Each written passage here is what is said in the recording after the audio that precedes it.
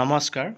ভাৰতীয় নিৰ্বাচনী আয়োগে আগন্তুক 2024 লোকসভা ইলেকশ্যনৰ অধিসূচনা জাৰি কৰা দিনাত যি প্ৰেছ মিট দিছিলে তাত তেওঁলোকে উল্লেখ কৰিছিলে যে ঠিকাভিত্তিক শিক্ষক কৰ্মচাৰীক এইবাৰৰ লোকসভা নিৰ্বাচনত পুলিং ডিউটিছত নিয়োগ কৰিব নোৱাৰিব। কিন্তু এই ঘোষণা কৰাৰ আগতেই আমাৰ বহুকেইখন জিলাত বহু ঠিকাভিত্তিক শিক্ষক কৰ্মচাৰীয়ে নিৰ্বাচনৰ দায়িত্বৰ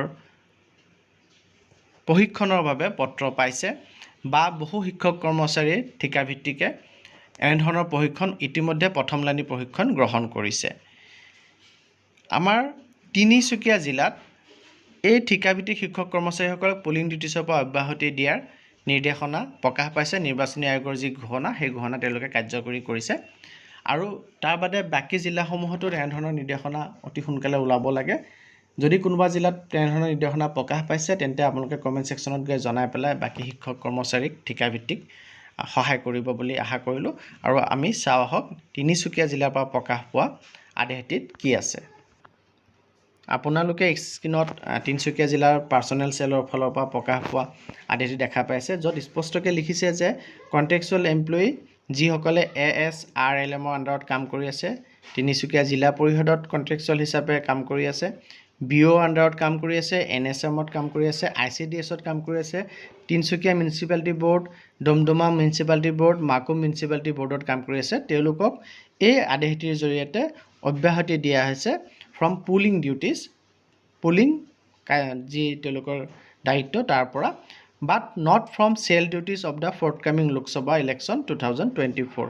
কিন্তু যি চেল ডিউটিজ থাকে অৰ্থাৎ ইলেকশ্যন সংক্ৰান্তত আৰু বিভিন্ন ধৰণৰ চেল থাকে, সেই চেলবিলাকত যিসকল ঠিকাভিত্তিক শিক্ষক কৰ্মচাৰীক নিয়োগ কৰা হৈছে তাৰ পৰা তেওঁলোকক কিন্তু অব্যাহতি দিয়া হোৱা নাই। কেৱল মাত্ৰ পুলিং ডিউটিছত অৰ্থাৎ নিৰ্বাচনৰ দিনটোত যি ডিউটি তেওঁলোকে কৰিবলগীয়া হয়, ভোট গ্ৰহণ কৰা ডিউটি, সেই ডিউটিৰ পৰা তেওঁলোকক অব্যাহতি দিয়া হৈছে। কিন্তু চেলৰ যি ডিউটি আছে সেই চেলৰ ডিউটিৰ পৰা তেওঁলোকক অব্যাহতি দিয়া হোৱা নাই। So' they are directed not to attend the training venue on the schedule date and time if their names are drafted for presiding polling officers.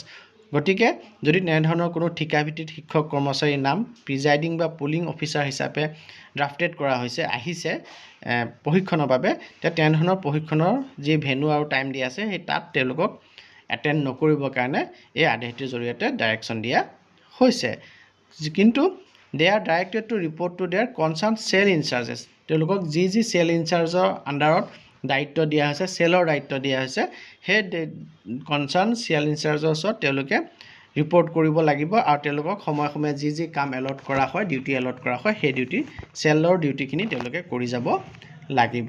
আৰু এই আদেশটি তৎকালীনভাৱে বলৱৎ কৰা হৈছে বুলি প্ৰকাশ পাইছে।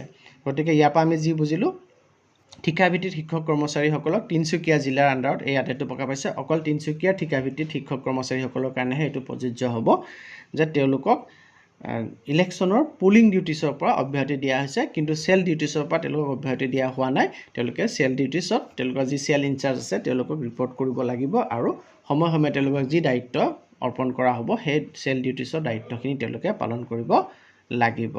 গতিকে ইনফৰ্মেশ্যনখিনি ইম্পৰ্টেণ্ট বুলি ভাবিলে কাইণ্ডলি শ্বেয়াৰ কৰিব আৰু চেনেলটো যদি এতিয়াও ছাবস্ক্ৰাইব কৰা নাই কাইণ্ডলি ছাবস্ক্ৰাইব কৰিব। ধন্যবাদ।